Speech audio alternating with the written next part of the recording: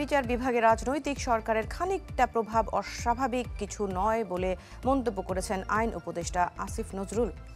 রাজধানীর বিচার প্রশাসন প্রশিক্ষণ ইনস্টিটিউটে সরকারি অ্যাটর্নি সার্ভিস অধ্যাদেশ 2025-এর খসড়ার ওপর মতবিনিময় সভায় এই মন্তব্য করেন তিনি। বলেন, নিম্ন আদালতগুলোতে সরকারি উকিল হয়েও অনেকেই টাকা খেয়ে বিরোধী হয়ে উঠে কাজ করছে। তবে সরকারি অ্যাটর্নি সার্ভিস অধ্যাদেশ 2025-এর মাধ্যমে তা দূর হবে। এ সময় বলেন, তত্ত্বাবধায়ক সরকার আইন করলেও পরে রাজনৈতিক সরকার তা বাতিল করে, তাই আইন চূড়ান্তের আগে রাজনৈতিক দলগুলোর সাথে আলোচনা করা হবে।